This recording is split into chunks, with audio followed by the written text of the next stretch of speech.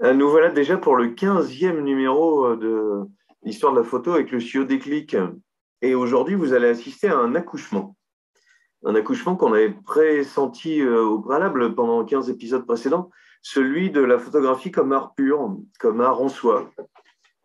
Et on va le voir avec les petits dossiers qui sont là, avec Malevich, parce que une des premières raisons, alors si on fait un petit inventaire, mais très rapide de ce qu'on a vu avant, on a vu que des gens comme Adjet travaillaient en série, et donc il y avait quelque chose qui faisait que ce n'était plus le sujet tout à fait qui était l'intérêt de l'art photographique, mais aussi le travail de rapprochement des images entre elles. On a vu que Nadar exploitait le cadrage, la lumière, la netteté, c'est-à-dire des choses qui étaient spécifiques à la photographie. On a vu que ça accompagnait aussi les mouvements urbains de transformation et de vitesse. C'est pour ça que le mois prochain, je parlerai non plus de temps, mais d'espace, puisque le paysage va être transformé et la façon de peindre le paysage par la photographie. Et puis, ce qui fait qu'on va accoucher de quelque chose aujourd'hui, c'est que avec le petit point, vous voyez ma souris, Malevich, on va parler de peinture d'abord, parce que la transformation de l'abstraction, le fait qu'un artiste, un des 4 inventeurs à qui on attribue l'invention de l'abstraction, il y a quelque chose de plus important chez Malevich que chez Kandinsky, Kupka, Delaunay, c'est la partie philosophique qui l'intéresse, c'est-à-dire l'espèce d'image poussée à son extrémité, qu'on va retrouver aussi chez Rodchenko, qui est à la fois peintre et qui va abandonner la peinture pour ne faire que de la photo. Et le glissement que je cherche à décrire aujourd'hui, il est là. C'est-à-dire, la photographie est influencée par la peinture abstraite. Elle va se structurer, trouver une géométrie, une façon de composer très importante dans l'Union soviétique. Et à parté d'actualité, on commencera bientôt. Vous voyez que l'histoire de l'art, c'est toujours de la politique et de l'actualité continuelle.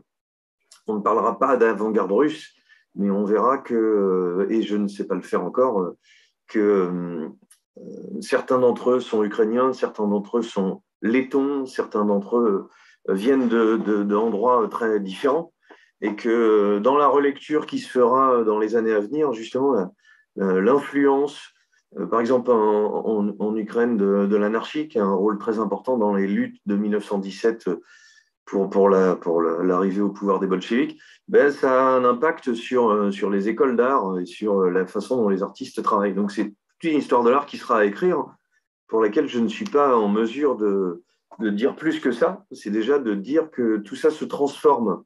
Alors je disais, au contact de la peinture, on va le voir avec Malevich, et puis on va découvrir Gustave Klutzis, qui est le premier à faire des photomontages en URSS, qui est URSS qui vient de naître, en fait, qui vient d'accoucher dans la douleur.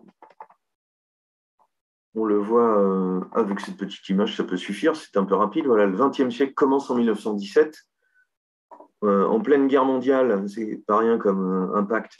S'ouvre une ère nouvelle, une lueur embrase l'Est, le tsarisme s'effondre, des Russes blancs qui migreront, et toute cette. On pourrait faire une histoire de l'art par les migrations, parce que ça. Déplacement des Russes vers la France, et juste après, on va parler de Lissitzky, qui justement, parce qu'il est juif, aura du mal à pouvoir suivre des cours et enseigner dans les premières années de la Révolution. On va découvrir enfin Rodchenko qui abandonne complètement, et c'est la conclusion finalement de notre arrivée pour que l'art soit reconnu dans la photographie. Il va abandonner la peinture. C'est un art bourgeois. Et la peinture, la figuration, pas efficace, trop accroché à des repères anciens, ce qui est vrai. Alors, la figuration, c'est un enjeu qui est passionnant parce que justement, les artistes qu'on va avoir là, et Malevich on est la bonne illustration. J'ai fait un détour assez rapide, je vais tenter, puisque les premières peintures de Malevich en 1904 font penser à de l'art, la fin de l'art impressionniste, 1872, 1880, mais il suffit de voir Boldini qui est exposé en ce moment à Paris pour voir que la façon de représenter la réalité, la façon dont les courants perdurent jusque dans les années 20 peut être un signe soit de conservatisme, c'est-à-dire on a créé l'impressionnisme dans les années 1870, c'est devenu à la mode, et puis la grande bourgeoisie, la noblesse l'achète, et donc en 1920, on continue à peindre comme ça. Et puis aujourd'hui, on est en train de regarder autrement des créateurs qui ont continué des façons de travailler. Donc ce que je voudrais regarder là, c'est justement que cette figuration, elle va être au cœur du travail de Malevich. Voilà, en 1906, c'est écrit en haut, portrait d'un membre de la famille de l'artiste. Et le travail de Malevich est absolument marqué, comme tous les jeunes gens de cette époque-là, par l'avant-garde en train de se faire, par l'imprégnation, par les voyages, par les livres, par la réception des grandes expositions. Et vous savez sans doute qu'il y a des grands collectionneurs en Russie, justement, en URSS, si je glisse de l'un à l'autre, parce que, on va dire, c'est un peu gonflé de dire ça, mais je vais mettre on va dire, soviétique. Ce sera plus simple parce que ce n'est pas encore tout à fait arrivé. En même temps, c'est une habitude de langage complexe. Justement, cet enjeu de figuration, c'est que Malevich va peindre des personnages, va passer petit à petit, prendre la leçon de Cézanne, et puis voilà, il écrit un livre, je vous dis, c'est très important chez Malevich, de Cézanne au suprématisme. Cézanne a pris conscience de la cause de la géométrisation. Il nous a indiqué que le cône, le cube, le sphère sont des principes qui doivent construire la nature, c'est-à-dire la géométrisation, c'est pas hasardeux. Ici, c'est une femme avec des seaux, donc on peut représenter la réalité, mais en montrant que même des choses, petit bémol avec ce que j'ai dit il y a quelques mois, il n'y aurait pas que l'urbain, la vie moderne qui serait moderne. Ça pourrait être chez les paysans, ça pourrait être dans des sociétés très différentes. Et c'est un des enjeux de la révolution marxiste en Chine, voire de la photo et de la peinture chinoise de ces années-là, on va s'y pencher. Et puis, même chose en URSS, justement. Donc, on peut prendre des sujets qui sont finalement assez traditionnels, hein, des baigneurs, voilà, une femme avec des seaux, de la moisson du seigle. On va représenter des choses qui font partie de la valorisation du travail, ouvrier ou paysan, voilà, du travail manuel, du travail de la vie de tous les jours. L'art est là pour montrer ça. Et là aussi, une chose qui fait que je fais un focus sur l'avant-garde soviétique, c'est que c'est la première fois et presque une des seules que des artistes se mettent vraiment au service d'une idéologie et y croient fermement. C'est-à-dire que si on compare avec ce qui se fait, là on est en 1912, le cubisme de Picasso, pas d'idéologie particulièrement, l'abstraction de Kandinsky non plus. Si on cherchait, c'est une taquinerie, mais c'est l'idéologie de la modernité en tant que modernité, c'est-à-dire on va montrer qu'on est moderne. C'est un langage, cette abstraction qui va en architecture, par exemple, se retrouver dans le style international. L'abstraction, ce qui est vertueux, c'est que ça peut se mettre partout, en fait. Et donc, c'est un langage dépolitisé, en un sens. On va voir que l'enjeu est de taille en général, et pour la photographie en particulier, mais l'abstraction, on peut mettre de l'abstrait partout, quelle que soit sa religion, son pays, sa culture. Mais on se rend compte dans l'histoire de l'abstraction que c'est plus compliqué que ça. Et qu'il faut aussi tirer des fils entre l'abstraction qui vient de France, d'Amérique du Sud ou de Russie. Ici, il s'agit encore de montrer la réalité. C'est pour ça que l'idéologie est importante. Il faut montrer le travail, il faut montrer le courage du travail, le fait que tout un pays est en train de se construire ensemble. Et ce qui est un peu particulier, je disais cubiste, il y a de l'idéologie chez les futuristes qui sont plutôt une idéologie, on va dire, d'extrême droite pour aller vite. Là aussi, ça demanderait des nuances, mais c'est pas facile de faire de la simplification. Mais dans ce qui peut être de création purement liée à l'abstraction, on va avoir des artistes, je pense à Mondrian, je pense à Van Desbourg, Kandinsky, des choses qui se rapportent plutôt au spirituel qu'à une ligne politique, ce qui n'est pas le cas du tout de nos trois photographes, artistes, photographes du jour, Kloutsis, Lissitzky et Rodchenko, puisqu'ils vont adhérer à des associations, à des communautés, à des programmes politiques, voire pour certains d'entre eux, soit y adhérer à tel point qu'ils vont être tués, assassinés, Et soit parce qu'ils vont totalement à l'arrivée de Staline. Cette période que je décris, cet accouchement, il ne dure que 7 ans. À l'arrivée de Staline, être mis à l'écart et devoir complètement revenir en arrière, voire, entre guillemets, demander pardon pour toute cette modernité. Chez Malevich, il y a une imprégnation de cette fascination par la machine qui vient des Italiens et aussi du vorticisme anglais. Euh, voilà le jeu, ce que décrit le petit commentaire, l'outil principal, la scie. Clune, c'est un des premiers fidèles, il est sculpteur, hein, la scie, ben, elle se retrouve en train de découper le visage de Clune. On a encore quelque chose d'un peu figuratif, mais on a dans le rendu, dans la découpe, des choses qui font penser au cubisme, mais aussi des choses qui feraient penser à Fernand Léger par cette fascination un peu métallique pour les dégradés de machines. Et puis, il y a une peinture de Malevich de jeunesse, entre guillemets, que je trouve très intéressante. Vous voyez, elle s'appelle Éclipse partielle avec Mona Lisa. Ben, tout simplement parce que c'est du collage. Le collage, on l'a vu, a beaucoup nourri la photographie, a beaucoup fait entrer la photographie dans l'art, puisque cet accouchement que je veux révéler, c'est celui de la photographie en tant que telle, qui va utiliser les moyens propres à son propre médium, ne plus copier la peinture, mais même ici, s'en nourrir, puis s'en détacher, puis faire disparaître la peinture. C'est quand même pas un petit engagement. Et puis, à la suite, se servir de la photographie pour faire des affiches, pour faire de la publicité, pour utiliser des slogans, du cinéma, des choses qui doivent convaincre tout le monde. L'idéologie qui est derrière, et c'est ce qui différencie moralement, c'est une question pour laquelle je ne vais pas me frotter, bien évidemment. Comparer l'atrocité du nazisme et du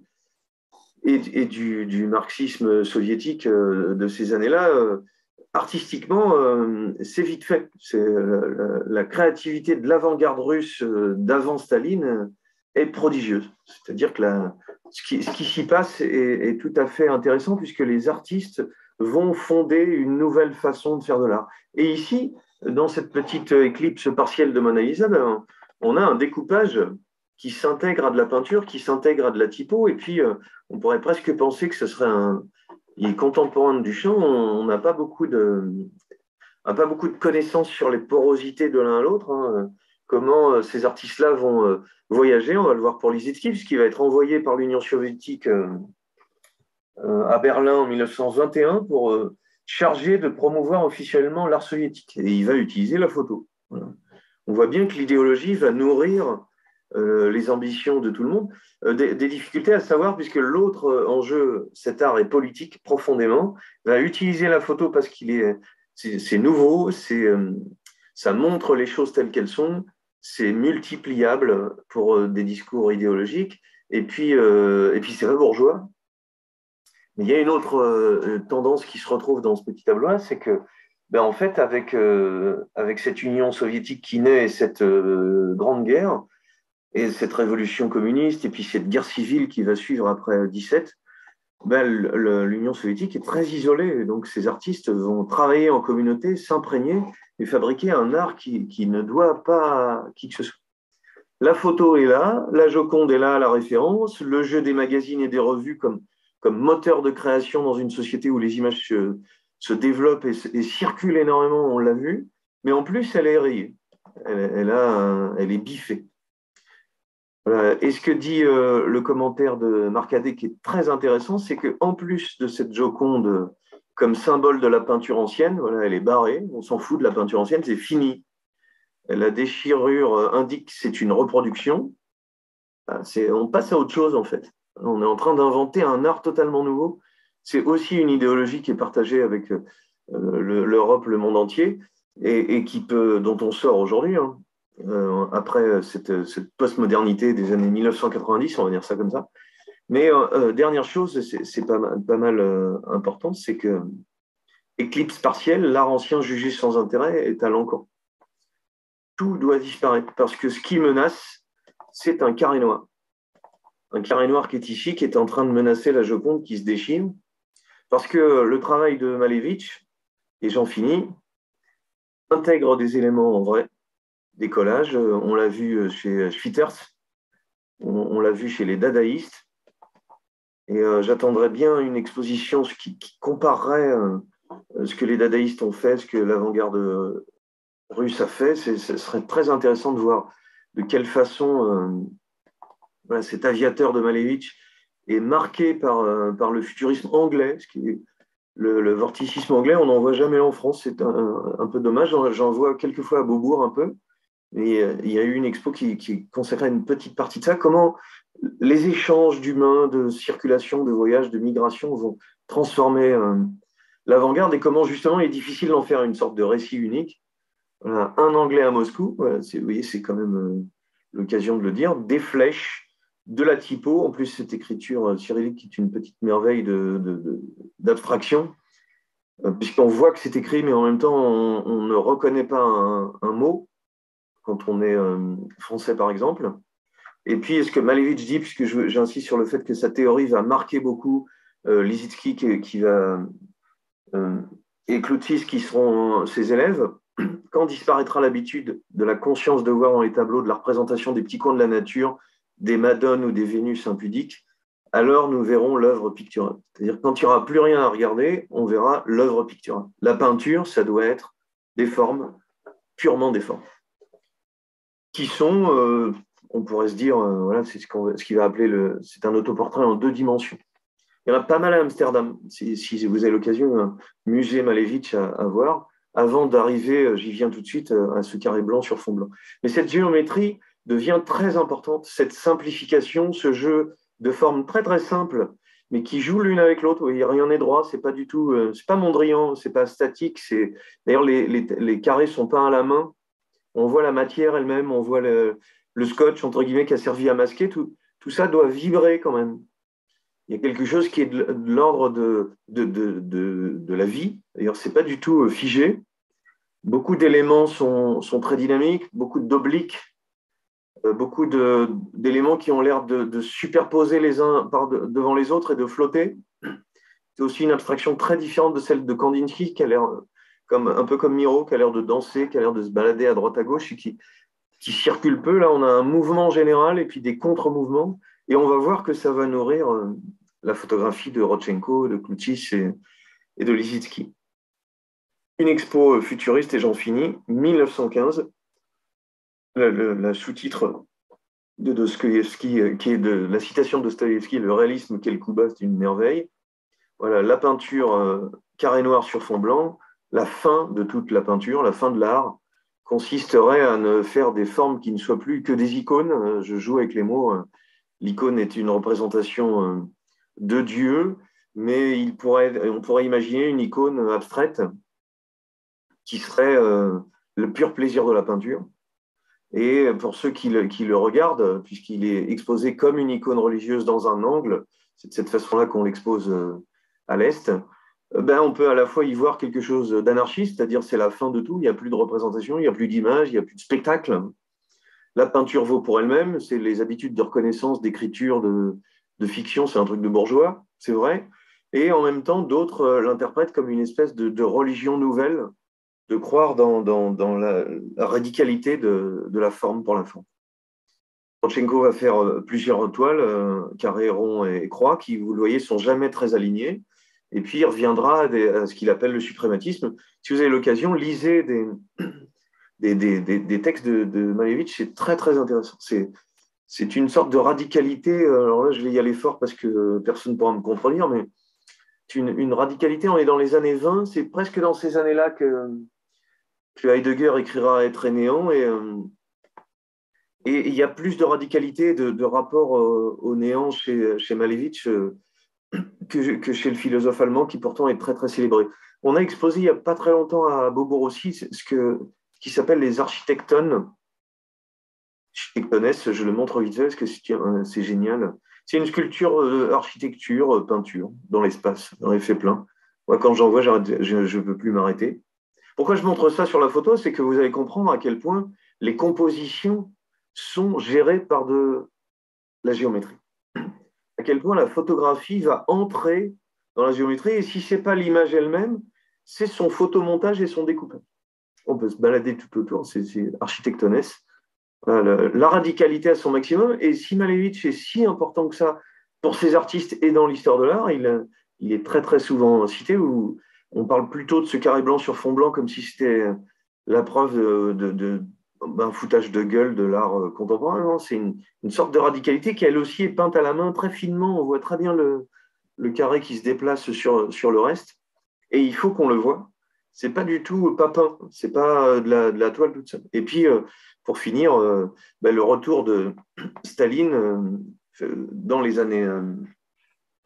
Voilà, Lénine meurt en 24 et l'essor du stalinisme voit le déclin progressif de l'avant-garde artistique. Le réalisme soviétique s'impose 8 ans plus tard.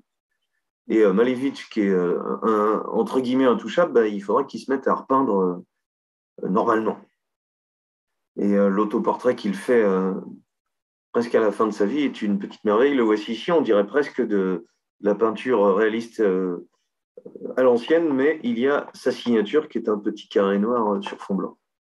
Il est devenu enseignant dans ces écoles qui s'appellent VKUTEMAS, c'est un VKOUTEMAS, désolé pour mon absence totale de prononciation, qui vont appliquer cette radicalité, cette abstraction, ce nouvel art qu'il a contribué à créer, pas seul.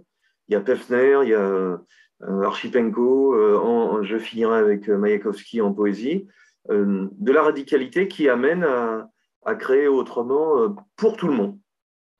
Et nous voici avec nos 3 photographes. Clotis, on voit immédiatement, vous voyez, son nom peut s'écrire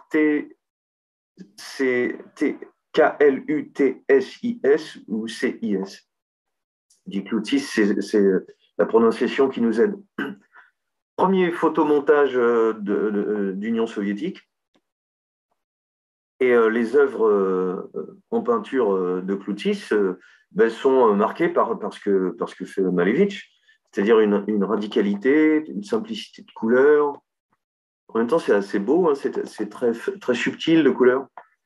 Ça pourrait, c'est facile avec 100 ans de recul, ça pourrait faire penser à des exercices pour étudiants en art appliqué, c'est-à-dire de jouer avec des formes, de jouer avec le décentrement, rien n'est centré, rien n'est. Oui, on est sur des obliques, ça part sur le côté, ça a l'air de venir vers nous, ça a l'air de. Vous voyez, c'est à la fois vertical ici, oblique sur le côté, ça a l'air de partir, ça va dans tous les sens de l'espace. En même temps, ça flotte sur un fond qui est assez blanc, mais ça n'a pas l'air d'avoir de la lourdeur. C'est assez étonnant à expliquer. On ne sait pas si on est du dessus, si on est du dessous. Ça a l'air d'être matériel, mais ça a l'air d'être léger. C'est ça qui est assez prodigieux. Clotis fait ce type de peinture qui fait penser à ce que fait son prof, mais il est le premier à intégrer de la photographie à l'intérieur et ça s'appelle Ville Dynamique. On est en 1919, en pleine révolution soviétique. Voilà, parce que ce qu'on va demander avant que Staline ne ferme le bal, c'est à ces artistes de l'avant-garde. Ils sont bien plus soutenus et bien plus sollicités que l'avant-garde dans le reste de l'Europe, qui doit batailler un peu tout seul. On leur demande de faire passer des messages. Alors, il y a à la fois une fascination pour la géométrie. Pour ceux qui savent ce qu'est un petit spirographe, les petits outils pour faire des roues crantées qui permettent de faire des dessins qui s'imbriquent les uns dans les autres. On a une structure qui a l'air dans l'espace de flotter, qui va nous donner l'occasion à Clotis de faire des photomontages en se servant d'abord, et là il y a 3 âges dans le photomontage qui sont assez intéressants, notre accouchement du jour, la photographie en tant qu'art pur, et pur au sens justement plus bourgeois, plus anecdotique, pour un discours facile à comprendre, qui s'adresse à tous, reconnaissable, et qui devient même un langage. C'est ça que je cherchais comme mot. On accouche d'un langage, en fait, ça parle tout seul. Il y a plusieurs étapes dans l'utilisation de cette photographie, et nos 3 photographes, Clotis, Lissitzky, Rodchenko, ne vont pas utiliser tous la même chose. Lissitzky, par exemple, va faire des photogrammes, il va poser des objets sur la plaque. Rodchenko ne fera pas ça, il va plutôt utiliser la photographie telle que. Et ce que je vais vous dire, c'est qu'il y a, dans les premiers temps, la photomontage vont utiliser des photos de magazines, déchirées, découpées, comme on l'a vu avec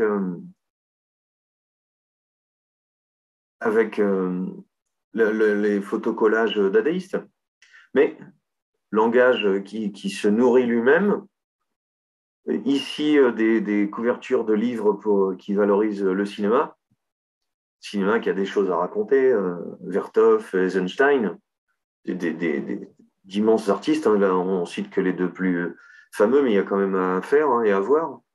Mais petit à petit, au lieu de, comme Schwitters, se récupérer dans les poubelles des images qui ont été préfabriquées par d'autres, qui ont été abandonnées et sur lesquelles on réinvestit quelque chose, ou au lieu de prendre la Joconde qu'on déchire, comme l'a fait Malevich, on va fabriquer les photos à dessin, c'est-à-dire on va avoir l'idée de les utiliser comme derrière moi. On fait la photo de Lily Brick qui va après être utilisée pour une affiche. Alors je suis passé un peu vite, des objets de la vie de tous les jours, des systèmes pour diffuser le son, en plan, en vrai. Des couvertures de magazines, le revoilà. On est en 1925. Et puis un sens de la diagonale, de la ligne oblique qui est comme un soleil hein, qui va en s'évasant, qui est une petite merveille. On n'a plus beaucoup d'objets comme ça avec des petites rayures. C'est très marqué et très daté. Vous voyez que sur la chemise, je n'ai pas suivi. Voilà, le jeu de typo qui va petit à petit c'est plus un mot. Chaque lettre est d'une couleur différente et donc on a tendance à lire les rouges ou les noirs, à ne plus savoir dans quel ordre ça se lit. Dans le bas, à superposer sur les mots eux-mêmes d'autres mots, d'autres signes. C'est pour ça qu'on peut dire qu'il y a un langage qui s'invente par la typo, par le jeu de l'image et du texte, par l'insertion du texte dans l'image et de l'image dans le texte. Il y a quelque chose qui est en train de naître, qui est une autre forme. Et on peut y avoir des mots dans la peinture, c'est un enjeu qui est très passionnant. On pourrait faire une histoire de l'art par ces mots dans la peinture, mais là, il y a quelque chose, on peut prendre en photo des mots dans la rue, mais là, il y a quelque chose qui se joue, qui fait qu'il n'y a plus de frontières entre le graphisme, entre le design, entre le photographe, entre l'architecte d'intérieur, en un sens. Tout va se mélanger et tout simplement parce que cette idéologie cherche à ça. Elle cherche à ce que la vie soit partout. Voilà Claude Six en photo avec Koulagina qui deviendra sa compagne pour des socialistes construction. Il est tout à fait lié, vraiment très très impliqué sur ce rôle social et sur le service qu'il veut rendre à l'Union soviétique.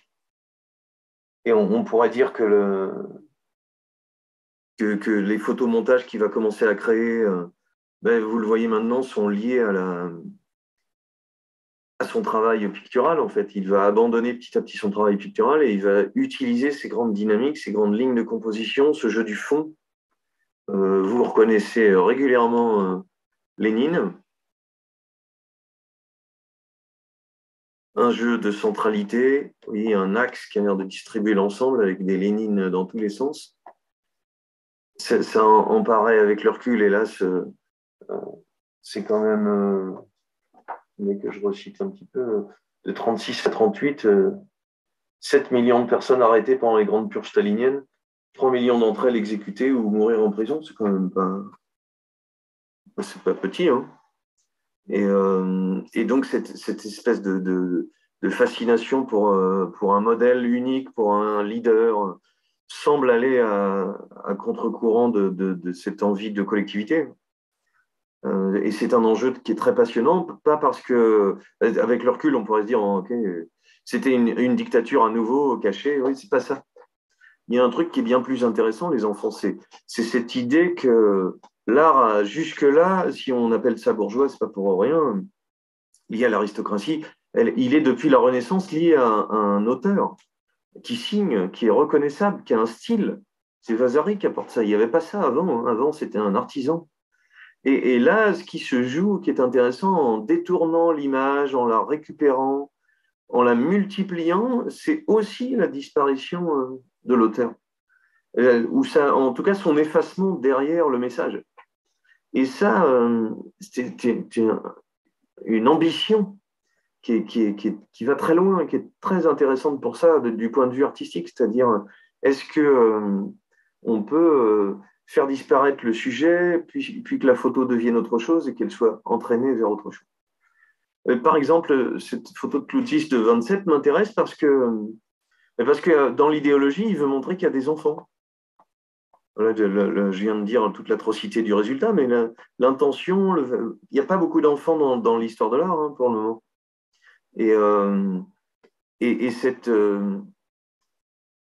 prise en compte des enfants, Rodchenko écrira des histoires, des contes pour les enfants, Mayakovsky aussi. L'artiste doit être partout, il doit être pour un art populaire et un art qui puisse se distribuer partout et se transmettre. Moi, je suis enseignant, alors cette idée-là me parle. Voilà, et si tout le monde faisait de l'art, qu'est-ce que ça ferait? Et si on donnait des outils pour que tout le monde puisse au moins le découvrir? Et que ce soit plus seulement Monsieur Jeff Koons qui signe un truc et qu'on vienne voir comment c'est. Moi, j'aime bien Jeff Koons en plus. Voilà, la série de chefs-d'œuvre de Cloutis, c'est que pour des séries de cartes postales, l'objet absolu, c'est ce qui me fait être passionné par l'art de cette époque-là, c'est que j'ai moi-même, je ne raconte pas ma vie, mais voilà, on découvre les images par des posters, par des pochettes de disques, par des autocollants, par des choses de la vie qui, à première vue, ne sont pas de l'art, mais qui, par la sensibilité au beau, à l'esthétique, à la composition, à la couleur, vous font rentrer dans l'art. Ici, cette coupure art savant, art populaire n'existe plus. Elle est censée disparaître. La série de cartes postales pour l'union de Spartakiada Sporting Event, toutes ces images sont au MoMA de New York. Voilà, la valorisation du sport, la valorisation du corps, de la réussite par le dépassement de soi, voilà, mais aussi les compositions en diagonale qui sont extraordinaires. Et dans celle-ci, l'envol de ce plongeur oiseau qui devient petit, jusqu'à être tout petit, c'est extraordinaire. Parce que ça accompagne comme une sorte d'écho musical. L'ensemble a l'air de jouer avec les points, la typo passe derrière, la couleur accompagne ou déplace l'ensemble. C'est souvent composé sur cette croix, sur cette oblique en croix, qu'on a vu dans les peintures de Malevich et dans celles de jeunesse de Cloutis. Ça joue avec des photos qui sont vues du dessus, qui sont vues du dessous, qui est encore de Lénine, qui sont vues du très en dessous, qui sont donc découpées, qui sont recollées sur des fonds. Ce bloc, regardez, un bleu, un jaune, un rouge, mais le rouge se retrouve dans le mot qui, hop, revient vers le bleu et ressort en noir sur rouge. Le jaune, on n'en a qu'un. Et il fait énormément ressortir l'ensemble, mais il n'a pas l'air d'être isolé, puisque une petite suture de blanc, une petite suture de blanc, et ne me faites pas dire qu'il ne l'a pas fait exprès, il y a une suture de noir là.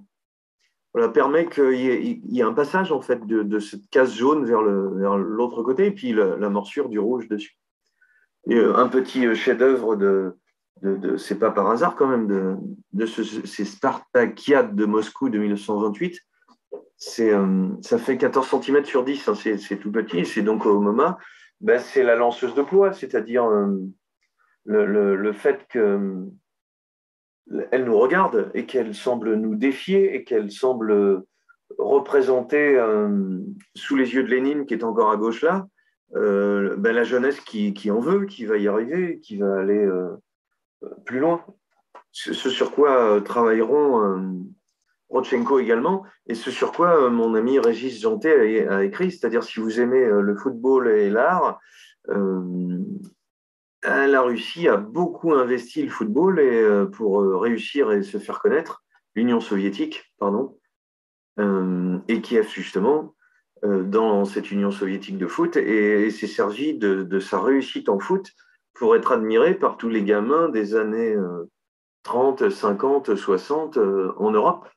Et elle a bien joué le coup parce que les Américains en foot, ils sont nuls. En art, ils sont aussi bons. Voilà, mon ami Régis Janté a écrit un livre sur cette opération politique que représente le sport et le foot en particulier comme vitrine extérieure pour convaincre le monde entier. Voilà, la dynamique fait que l'image peut être à l'envers, complètement métamorphosée. Des jeux de typos dans lesquels les éléments reviennent les uns sur les autres, dans lesquels ils se dynamisent les uns sur les autres. Vous voyez, Lénine n'a pas l'air du tout plaqué sur l'ensemble, c'est tout à fait curieux, tout à fait audacieux. Lutzi, c'est un génie. Soyons simples, c'est série de cartes postales et puis des cartes postales quand même.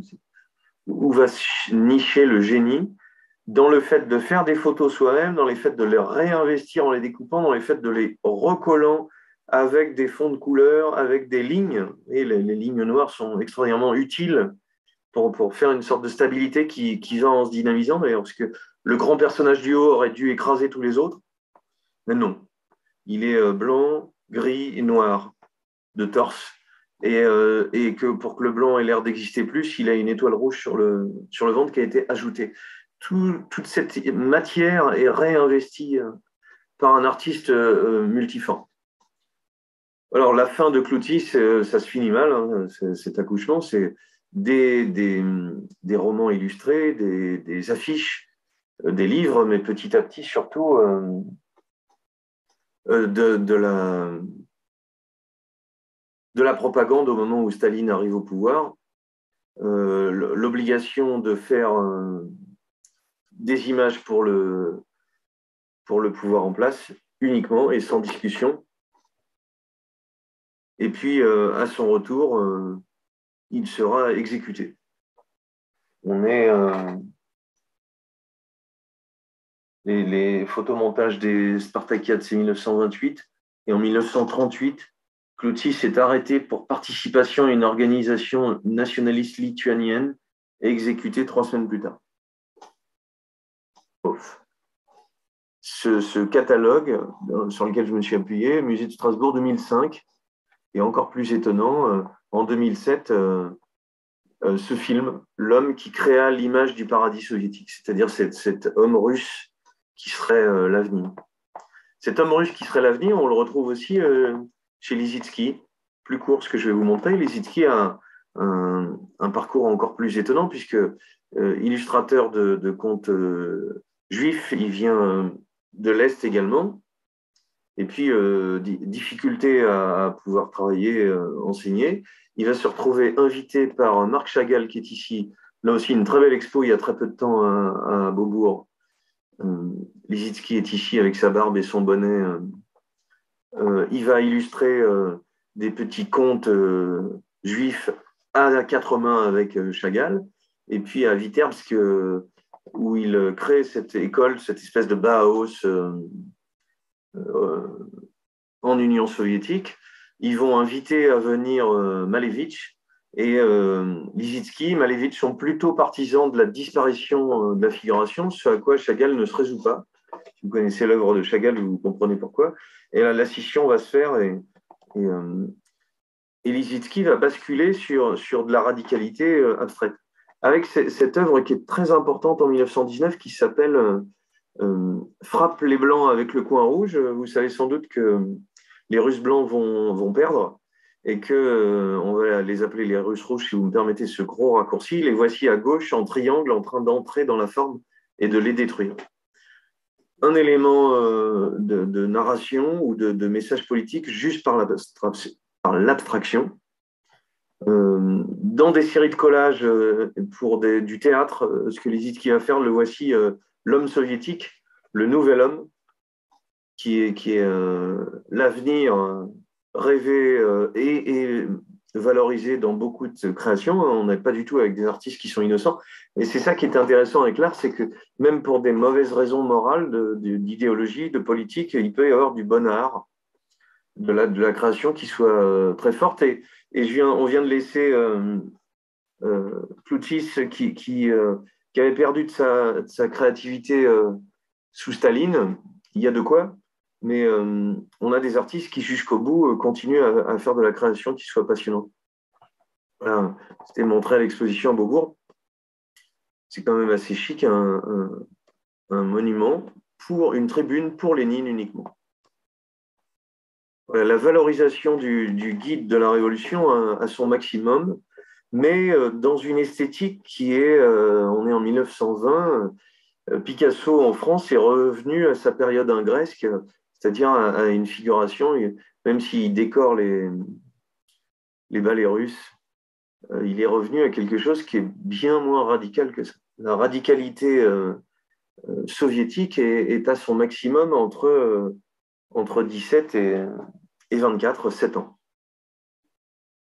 Les photomontages de Lissitzky, ouais, qui mélangent vraiment ouvertement le graphisme de, on va dire, à la Malevich, avec de la photo.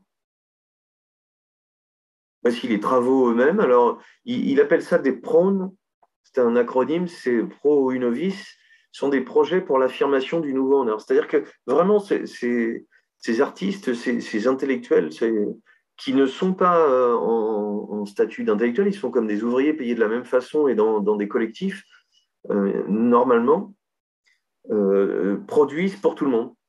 Et donc, l'objet de ces prendre, c'est de faire advenir par l'image, alors l'image, si ça ne représente rien, c'est une image quand même, une nouvelle esthétique, une nouvelle façon de voir le monde, une valorisation des machines, du travail donc, et du savoir-faire industriel. Voilà, une très belle image de Lissitzky, la main et le compas, on a tout résumé avec un travail de typo redoutablement efficace aussi. Et puis, un des premiers chefs-d'œuvre de Lissitzky, voilà, c'est un autoportrait. Vous voyez le chemin parcouru. Je peux donner des exemples, hein. Il avait une barbe, un chapeau, un bonnet, des grands cheveux. Et l'artiste romantique, c'est l'artiste bourgeois, c'est l'artiste d'avant. L'artiste d'aujourd'hui n'a pas de cheveux. Il a un pull à col roulé, c'est un ingénieur, c'est un intellectuel, et tout le monde va faire ça. Et Mayakovsky, une gueule de poète qui va te casser la gueule, redoutablement efficace. Voilà, un des chefs-d'œuvre de Lissitzky, l'autoportrait de 1924, qui s'appelle Le Constructeur, à la fois de la lettre, ici, son nom, L. Lissitzky, un carré noir, un clin d'œil, une flèche qui va vers L. Lissitzky, L, qui est son acronyme. Certains ont dit que le XYZ était un système de coordonnées comme en mathématiques, ou une question de rayon X, puisqu'on voit très bien que le visage de Lissitzky est parcouru par sa propre main. Mais aussi une allusion possible que j'aime bien, c'est que Lissitzky va partir en Europe et va, je vous l'ai dit, représenter à Berlin l'art soviétique dès 1921. Là, on est en 24. Il va faire beaucoup de ce travail-là en Europe avant de revenir pour des raisons de santé en Suisse, puis en Union soviétique. Et c'est par la photographie qu'il décide de faire ça. Donc tout ce travail d'abord photomontage, puis photogramme, c'est-à-dire des objets posés, puis des combinaisons, ce qu'on a sous les yeux ici. Il le fait pour un groupe d'architectes suisses qui s'appelle ABC, donc que l'allusion XYZ soit une réponse, c'est aussi intéressant. Le carré noir, on l'a dit, l'autoportrait en ingénieur, c'est de la même façon. Et puis, enfin, le titre, puisqu'il appelle ça, cette série depuis 1921, Photopis, Photopis, c'est-à-dire littéralement photo-écriture. La surimpression d'une image sur l'autre. Voyons, on va beaucoup plus loin dans l'utilisation de la photographie, c'est-à-dire on va penser quelque chose qui va servir de vocabulaire pour ce nouveau langage. L'image, avec le papier millimétré derrière, qui est tout aussi important, qui se retrouve dans son visage, en surimpression. La photographie a pris son vocabulaire, elle parle elle-même, mais en plus, elle se fabrique des nouveaux langages qui vont nous parler. Une parenthèse, une parenté, puisque c'est pas facile de voir ces translations, c'est pas ce qu'il y a le plus quand on fait une histoire de l'art plutôt par la monographie, mais Lissitzky est fan de Kurt Schwitters, que voici en photo, qui est le prince du photomontage et surtout du collage. Et voici une superposition de leurs deux visages dans un montage fait par Lissitzky en 1925. Des jeux, en fait. C'est aussi voilà, de la photo. Pour rappel, la photo, c'est en argentique, donc tu testes et puis tu développes et après, tu sais si tu as bon. Hein. Pour ceux qui ne connaîtraient que le numérique, c'est assez bizarre de ne pas avoir d'écran de contrôle pour savoir ce qui va se passer. Donc, un jeu de superposition dans son studio, on est dans les années 26. Et puis, une autre œuvre qui est de grande importance chez Lissitzky, c'est que ce coureur qui a l'air de courir dans les États-Unis, c'est un jeu de superposition, un jeu de flouté, de découpage, et puis d'abstraction par disparition des formes, puis de répétition. Voilà, ce Runner in the City, le coureur dans la ville 1926, qui est à New York, devait décorer un stade, et ça ne verra pas le jour, mais ce qui est intéressant, c'est que non seulement cette œuvre est aussi un petit chef-d'œuvre, mais il va en faire une autre version en justement redécoupant l'ensemble. Là, le jeu découpe, le jeu de... Et vous voyez que ces découpes sont assez subtiles puisqu'on a une découpe large puis noire qui, avec la petite oblique qui est là, donne un effet de profondeur. C'est peut-être un détail pour vous, mais pour moi, ça veut dire beaucoup. Voilà un jeu de superposition puisque Lissitzky voyage beaucoup avant de revenir. Il a, avec ses prands, ses prototypes d'art qui seraient autre chose, il va assez loin puisqu'il va transformer totalement la façon de faire de la scénographie.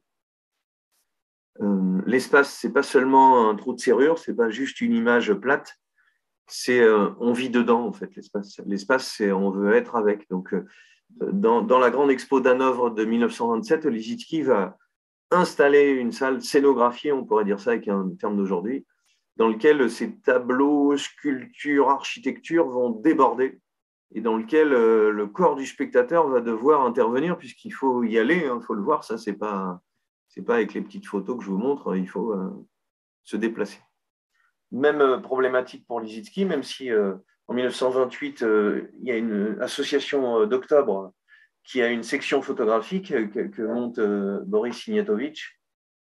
Dedans, Rodchenko, Lissitzky, Klutis, qui sont tous membres, puisque l'enjeu de la transformation stalinienne, c'est celle de répudier, de mettre en arrière, et c'est le problème qu'on va rencontrer avec Rodchenko dans les petites 8 minutes qui me restent, de faire trop esthétique, en fait, d'être trop marqué par l'avant-garde du Bauhaus, d'être trop séduit, en fait, par cette avant-garde qui vient de l'Ouest, et donc de la renier. Le pouvoir en place va demander de renier l'ensemble, et donc la photographie qui avait servi comme matériau, comme jeu, je l'ai beaucoup dit là, et je trouve que cette question d'oblique montre bien ça. On va le voir tout de suite, voilà, Lissitzky est à Paris, et puis la fin de sa carrière est tout aussi triste. On va voir avec Rodchenko comment la photographie passe du collage, d'un langage pour photomontage à du simple reportage, en fait. La fin de la carrière de Rodchenko, j'y viens maintenant. Lissitzky il tombe très malade, il est en Suisse pour se soigner, il a besoin de beaucoup d'argent, il va faire cette première publicité pour Pélican, et il invente littéralement la typo pour la publicité, on est dans les années 29. Et le Lissitzky de la fin fait plutôt peur, puisque il meurt en 1941 après avoir réalisé sa dernière affiche de propagande pour encourager les ouvriers à construire plus de chars pour la lutte contre les Allemands. Fait plutôt peur parce que les photomontages que va faire Lissitzky là directement pour le pouvoir stalinien, j'ai pas de leçon à donner. Moi, je n'ai pas du tout. J'aurais été transi de peur et j'aurais fait je ne sais pas quoi. D'ailleurs, j'évite de me poser l'idée. On voit que cette type de typo va influencer la merveilleuse école de typographie et d'affiches suisse dans les années 30-50. Voilà, ça redevient quand même, ça redevient un plan-plan, c'est-à-dire, alors c'est pas facile à dire, est-ce qu'on pourrait aller vite en disant, bon voilà, c'est une idéologie de meurtre au service d'un seul et même homme, ben, on pourrait aussi dire, bon voilà, Lénine c'est pareil, pourquoi est-ce que c'est génial avant? Alors, je peux tenter une petite explication, c'est pas facile hein, comme question, vous me donnerez la possibilité de me tromper. Il y a moins d'obliques. Vous allez me dire, il y a moins d'obliques. Oui, mais quand c'est oblique, déjà le personnage a plus de dynamique, mais on le reconnaît moins. Il y a moins une stature, il y a moins un côté un peu solennel, un peu divin.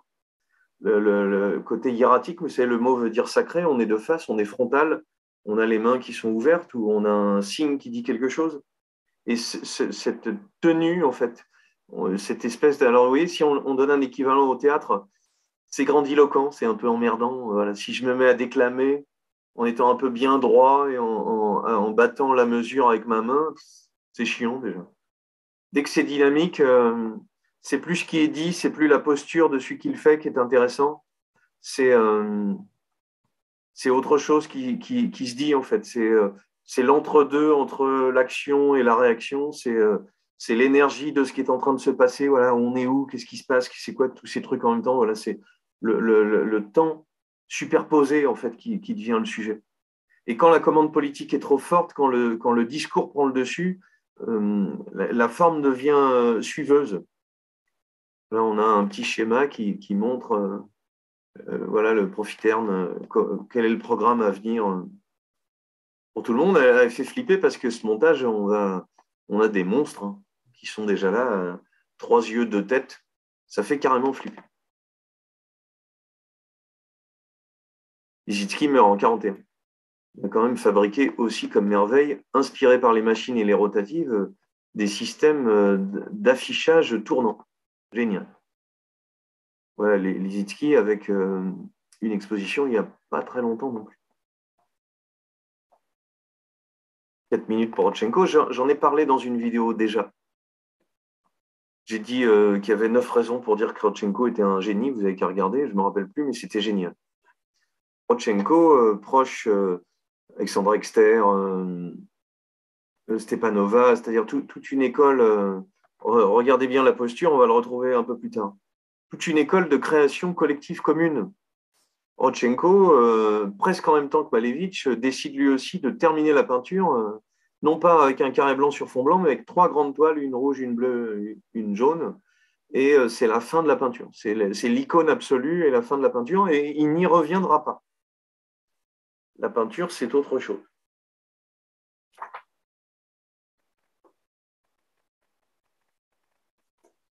Je cherche la citation, voilà. En 1923, le deuxième numéro auquel participe le premier groupe de travail des constructivistes et le Front de gauche des arts qui publie un magazine d'avant-garde qui s'appelle Left, dans lequel 1923-1925, dans lequel Rodchenko va faire la typo, les photos, la mise en page. Dans ce deuxième numéro de 1923, les artistes doivent, écoutez bien, cesser d'assembler des couleurs sur des toiles mangées au mythe, cesser de décorer la vie facile de la bourgeoisie. Il y en a marre des images. Alors la question de la photo, c'est ça. Est-ce qu'on fait une photo abstraite? Est-ce qu'on fait une photo avec des gens dessus qui sont contents de travailler? Ou est-ce qu'on fait, oh là, l'art est mort, cessons notre activité spéculative, c'est-à-dire pas besoin de spéculer, de réfléchir, là. C'est la réalité qui nous intéresse, c'est le truc en vrai. Alors il s'agit peut-être de rendre héroïque, et Rodchenko est un génie, je le redis. Basculement des plans. Basculement des plans vers l'avant qui montrent la ville, qui montrent la frénésie de la ville. Et si vous avez en tête l'homme à la caméra de Vertov, vous voyez ce qu'il doit à Rodchenko. Ils sont vraiment simultanés. Et c'est bien difficile de départager lequel influence lequel. Bascule vers l'avant, bascule vers l'arrière, qui fait qu'on a sur des bâtiments un langage qui devient de la géométrie pure. Des éléments qui servent d'arrière-fond, mais un arrière-fond qui est tellement présent qu'il est tout aussi dynamique que le personnage. Toutes ces photos sont de Rodchenko. La grande tour devient non plus seulement un support pour l'électricité et les télécommunications, mais un jeu graphique visuel, un jeu d'abstraction qui doit devenir beau en soi. Même chose avec les structures des bâtiments. Et même chose, on voit le clin d'œil au cuirassé Potemkin avec ce rythme extraordinaire de marche qui, par l'isolement, voilà encore un des langages de la photographie qui se développe, basculement, contre-plongée, plongée, décadrage, hein, c'était la merveille de la première. Le personnage a l'air de regarder, on ne voit pas ce qu'il regarde, mais on voit encore l'amorce de ses yeux ici. Beau gosse, slipé du jour et avec des éléments blanc-noir très très forts. C'est-à-dire il y a un contraste, sa peau a l'air très foncée avec ce slip qui a l'air très blanc, de façon presque artificielle. Hein. Si la lumière est ici, il devrait être beaucoup plus foncé. Voilà, le travail du contraste va jouer pour dynamiser. Ce n'est pas seulement parce que c'est oblique et que cette ligne parcourt du bas jusqu'en haut en passant quasiment par le milieu. Ce n'est pas seulement parce qu'il regarde et que son regard se découpe sur un fond blanc. C'est aussi parce qu'on a des dynamiques blanc-noir qui s'alternent. Et blanc, noir, noir, blanc, blanc, noir. Voilà. C'est tout un tas d'éléments qui plaquent, ça se colle bout à bout et le regard est entraîné en fait. Le regard est dans une dynamique comme s'il descendait les marches.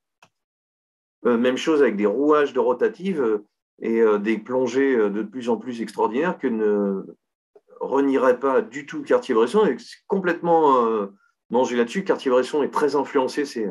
Après, on est dans les années 50 par la géométrie de l'abstraction, mais de la même façon que Rodchenko le fait.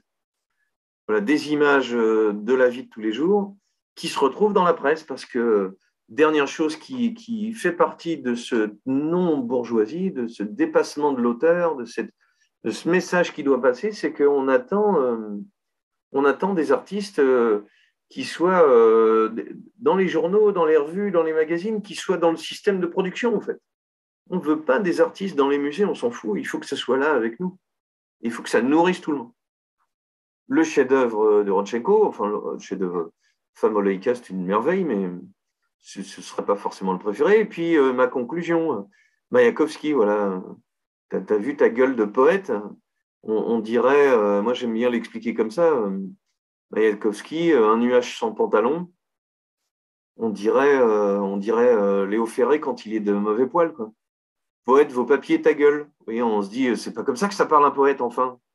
Non, on peut le prendre en photo, il a le crâne rasé, les stylos de l'ouvrier, mais chez Rodchenko, on peut recadrer pour qu'il y ait de moins en moins d'éléments qui viennent détourner l'attention et que les habits soient seulement par le cadrage un tout petit élément d'information, mais pas spécialement pour montrer que ce sont des intellectuels. Voilà, le cadrage chez Rodchenko, c'est de partir d'une plaque de presse et puis la recentrer et puis la basculer. C'est partir d'un élément de la vie de tous les jours, les fanfares, la collectivité, et puis en faire une sorte de figure héroïque, à la fois un héros, son nom, et un héros qui est celui qui nourrit les autres de sa musique. Voilà, des photos dans des groupes de presse et puis un zoom à nouveau recadré. Maïakovski rasé, un poète avec plus d'habits de poète. Et puis, ces éléments de bascule qui font le style de Rodchenko de contre-plongée incroyable qui donne de l'abstraction, en fait, puisque vous voyez que quand on est au-dessus, ben, on voit plus bien les personnages et puis on a du mal à savoir entre l'ombre et le personnage lequel est lequel. Le portrait de sa mère, pas de sensiblerie, pas de trucs maman, tout ça. Et c'est pas si brutal que ça, il y a une espèce de douceur dans les nuances de gris, dans les plis, dans le geste de la main, dans ce qu'elle est en train de faire.